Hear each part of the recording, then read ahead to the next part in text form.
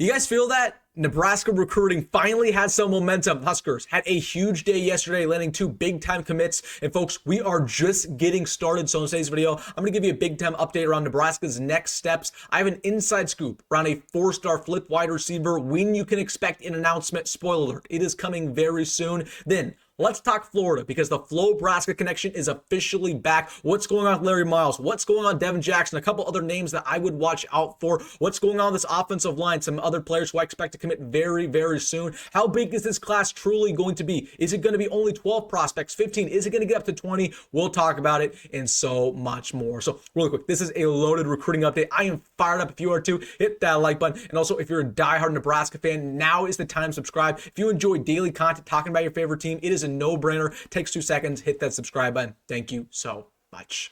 But without further ado, let's get into it. Talking about Nebraska recruiting, because oh my goodness, we are on fire right now. We just picked up 2 big-time commits yesterday to get us up to 7. Technically, we're at 8, but one guy is going to decommit, who we'll talk about as the video progresses. So as it stands right now, Nebraska has 7 total commits. And honestly, the first thing I want to address is how big is this class really going to be? Because I've seen murmurs, rumors. People think Nebraska is only going to land 12, 13 commits when it's all said and done.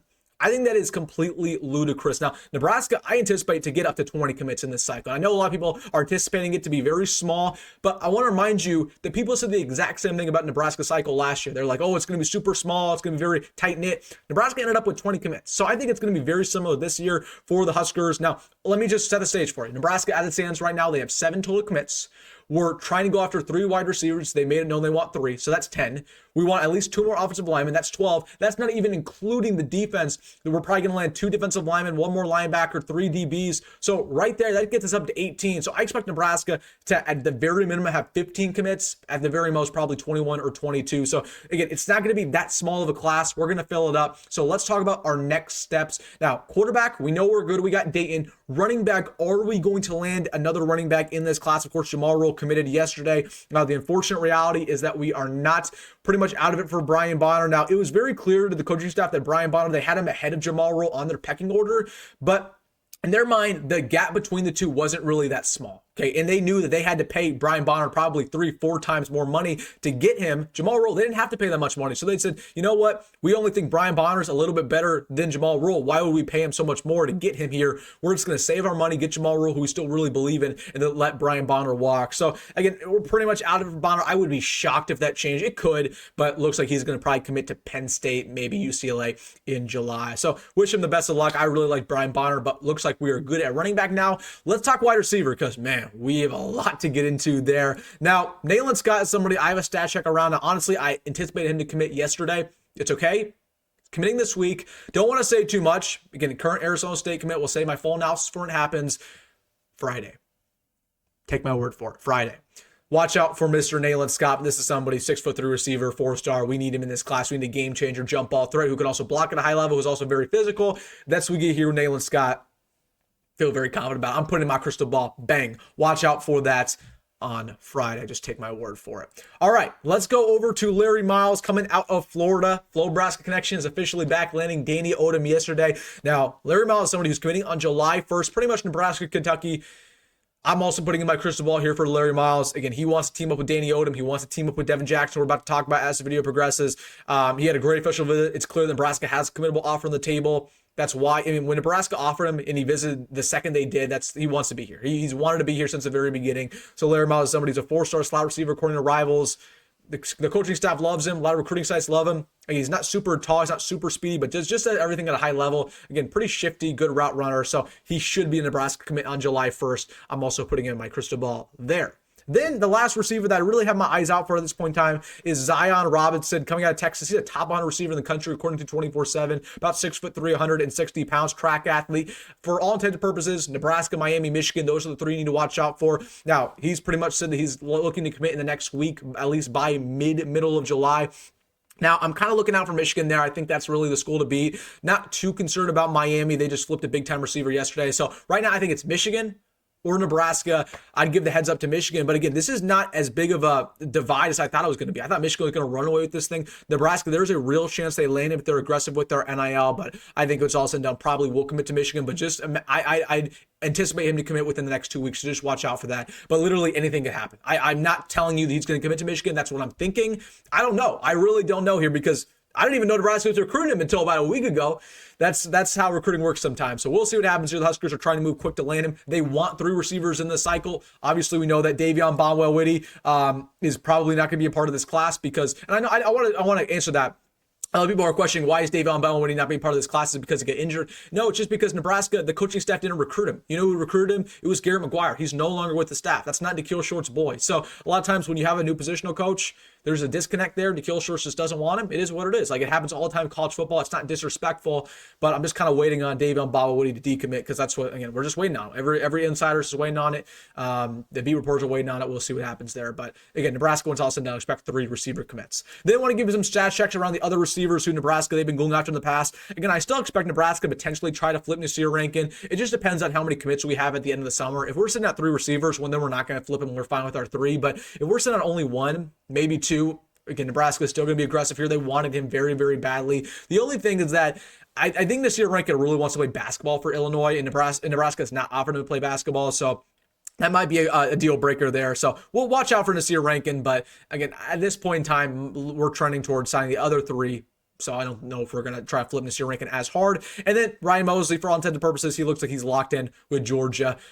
Would not expect the flip there, at least right now. But again, lot can change. We still got 6 months till sign day, but just unfortunately would not expect a flip. I like Ryan Mosley, man. I wish we could. All right, that is the wide receiver position. We know that we're good at tight end. We got Luke Sorensen. We're not getting another. Let's talk O-line, the top offensive lineman we're going after some stats checks. Again, in my opinion, Nebraska, they're going to get probably 2 more offensive linemen. That sounds about right. Obviously, right now, we already have Rex Waterman. We have Hayden Ainsworth. Now, Kelvin Obot, somebody who just wrapped up all of his official visits.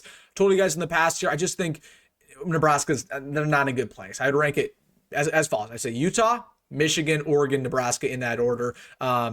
It's really, really tough. Again, he probably likes Michigan the best from a playing on the field immediately NFL standpoint. He likes Utah the most because they have a great relationship with him, and he grew up to be an Oregon fan. So Nebraska's kind of the odd one out here. The only way I could see Kelvin Obot committing is if we draw this out to the season, and Nebraska has the year that they're expecting. That's the only way. But if he commits in a couple of weeks, which is probably going to happen, I don't anticipate Nebraska to land him. So it's unfortunate. Kelvin Obot is somebody who would have been a game changer in this class, but again, I'm not saying it's over, but if he waits, the only way we land him is if he waits. But that's probably not going to happen. So if I were to guess right now, I think Utah. I think Utah's going to get him because for whatever reason, man, Utah has been doing a great job in that recruitment for what all the insiders on 3 are saying. Then Claude Mpouma, somebody who once again is committing Sunday. Again, learn some more info about this over the past couple hours. Again, just feel really, really good about Nebraska here with that Trey Taylor connection. Claude Mpouma is somebody who I just genuinely like him as a human being. Like he makes me excited to root for him because the kid coming in from Africa. I can't remember if he was born in Africa, but his parents are from Africa. He's a very humble kid. He's a very lighthearted man. He's a nice guy. He's a really nice guy, and I want him to be part of this culture.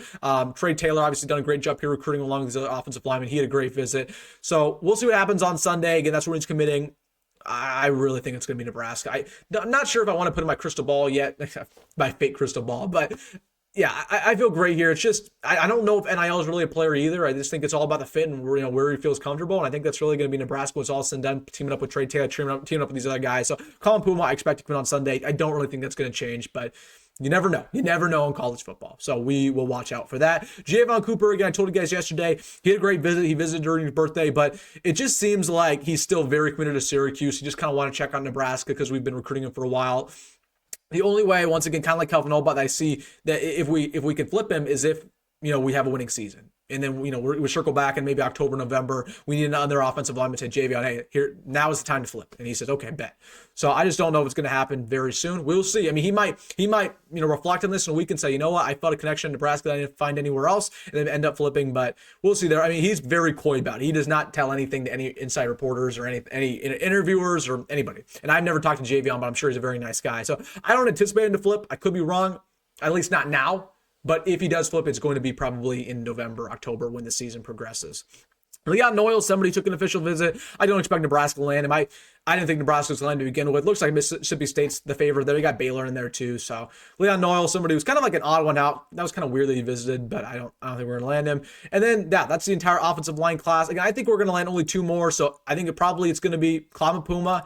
And then Javon Cooper is going to flip at some point in time. We'll see. And then they might just wrap it up. Kelvin Obot just not looking great there. And then we're not going to land Leon Noyle. That's not a big deal. That's not a big deal if we don't land him. And then the other offensive lineman we wanted, we're pretty much out of it. We're out of it for Deacon Schmidt. Ryan Muir committed elsewhere. So feel good about the offensive line class. So it's going to be really solid. And then let's talk D-line, because D-line still is a little bit of a question mark. I mean, Valdin Sone is somebody who, once again, I think is going to come in the fall at this point. He's going to take a lot more visits, probably going to visit Nebraska, probably for that Michigan game. That's where they're going to try to get him on campus. Listen, it's going to be a bidding war. That's the way it's going to be. Nebraska, I expect them to be aggressive, but it's all about playing immediately. That's what he cares about, playing immediately, which you can do at Nebraska. The NIL money got to be right, and you also got to win. You got to be a winning program. Nebraska, I think they can do all 3 of those things, check all those boxes, but it all depends on this season. So it's a good thing that he's waiting for the season, but still don't expect an announcement very, very quickly, at least, unless some crazy NIL deal dropped and he's like, okay, you know what, I'm going to say yes to that right now, which could very well happen. That's college football nowadays. Same thing happened with CJ Brana. So, but I think he's going to wait till the season. I feel very confident about that. Other than that, I mean, the defensive line market's pretty much wide open. I think we need 2 defensive linemen. Our depth chart right now is very concerning. I'm concerned about this year. Who knows what it's going to look like next year with the D-line? There could be a bunch of guys who transfer. So Adrian Becca-Belli, somebody to watch out for. He was recently at Nebraska on a visit. Nebraska hasn't offered him, but he got an offer from Georgia and Ohio State and Florida. So if those schools offered him, why not Nebraska? Another athletic freak coming out of Europe originally. So we'll watch out for the name. If Nebraska offers them, they might try to move quickly there, but they didn't offer him. So I don't know. And other than that, I mean, defensive line board's wide open. I mean, it is wide open. They missed on a bunch of prospects. I mean, let's just go through the list here. Let's look at Luke Waffle. We'll try to get on campus. We failed. He's getting paid like $1 million at USC. Mikhail Blade committed over to Michigan. Nebraska was involved very early on there. Xavier Griffin-Hayes was supposed to visit. Went over to UNC. Cameron Wilson is somebody who I could see flipping still. Like I think Cameron Wilson probably, again, another guy's going to wait till the season. If Syracuse doesn't end up being good, we might circle back. Hunter Higgins is somebody I loved, and he committed to Kansas, and that's not going to change. And then, I mean, Titan Davis just committed to Michigan. Wish him the best of luck. And that's pretty much about it. James Carrington of Florida State, didn't want him anyways. J.J. Finch over to Alabama. So, I mean, those are really the main guys Nebraska wanted. Defensive line board's wide open. They might try to work behind the scenes and try to flip somebody as the season progresses, but I still think they're going to land 2 when it's all said and done. They need to land 2. They need to. They just need to. And then linebackers kind of the same thing. Like in my opinion, we need one more linebacker. Again, Cameron Wilson, I already told you, I think still is very likely could flip. But it's probably not going to happen as soon as we initially anticipated. We're out of it for Jordan Campbell. We're out of it for Jacory Smith. We're pretty much out of it for Calvin Thomas. He's going to commit to Texas pretty much any day now. Keenan Harris committed elsewhere. We're out of it for Tank King. Kason Thomas just committed to Iowa yesterday. So, like, again, all of our top prospects on the linebacker board kind of went elsewhere too. Like, we already have Jace Reynolds, and Jace Reynolds fine, but Jace Reynolds is a high-risk, high-reward type of prospect. I could very well see him either be really good or never play a snap here. So, you need another linebacker badly, especially a middle linebacker. I'm hoping Nebraska can find at least one because the board's not looking great there. And then let's go to secondary. What's going on here? I want to preface this about Danny Odom. It was a big-time addition by Nebraska, but I want to tell you this. Just because we landed him yesterday doesn't mean we're going to sign him, okay?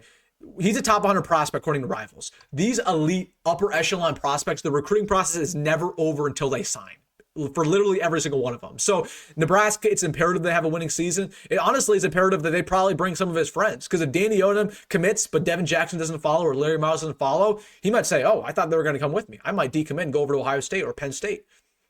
So again, we got to win this year, and we got to bring along his buddies. But Danny Young, that was a big time pickup. I'm fired up. But again, still a long time till sign day. This is one of those guys I'm definitely holding my breath. I think everybody else in this class will sign for Nebraska. I feel very confident about that. This is the only one where I'm like, this is a battle. It's same deal as CJ Brana. This is going to be a battle to the very end. Then let's talk Devin Jackson. So again, I think he's going to commit to Nebraska after Danny Odom committing. Again, it's really us from Miami. Not really worried about LSU. Not really worried about Oregon. Devin Jackson's best friend, Danny Odom. That's the thing that Nebraska preached the entire weekend. I think Devin Jackson will commit. Now, he does not have a commitment date. I think it's going to be before Larry Miles commits. So that's July 1st. I could see something by the end of the week for Devin Jackson. But I think he's going to move pretty quickly here. But once again, another guy who it's never over till it's over. So if he does commit, it's great. But we're waiting on him to sign because, again, with top-tier prospects, especially DBs, we know how it is. We just know how it is. But Devin Jackson, I do think he'll commit to Nebraska. Darion Jones, again, I know all the crystal balls have rolled in for Iowa, but for whatever reason, I just still feel like Nebraska is going to land him on July 4th. I can't explain it. I just think, again, it's tough to say no to Iowa. That's his team that he grew up rooting for. But there are very few things that can change that. And the only thing that can change in my own mind is the family connection. The fact that his brother plays for Nebraska, Donovan's in his ear constantly. So we'll see what happens. I think Darion Jones is a stud. I think he's a four-star prospect in my mind. Like, I want him as badly as anybody else in this class.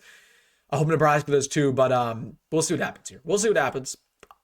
I'm not buying all the stock into these crystal balls just yet. A lot can happen. We still have 2 weeks until he commits, so we will see. And then Jacob Eberhardt, somebody who I never really thought Nebraska had a great shot here, even though he visited last weekend. Looks like Oklahoma wowed him. I could very well see him commit to Oklahoma within the next couple of days. So I don't know if Nebraska lands him.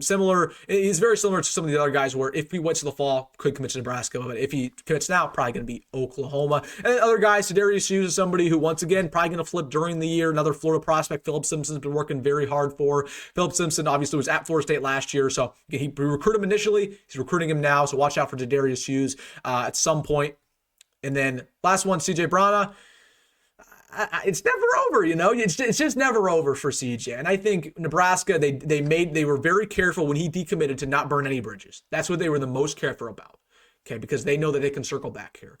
So what I'm praying for, I don't want to pray on any team's downfall, but I'm praying on Florida's downfall.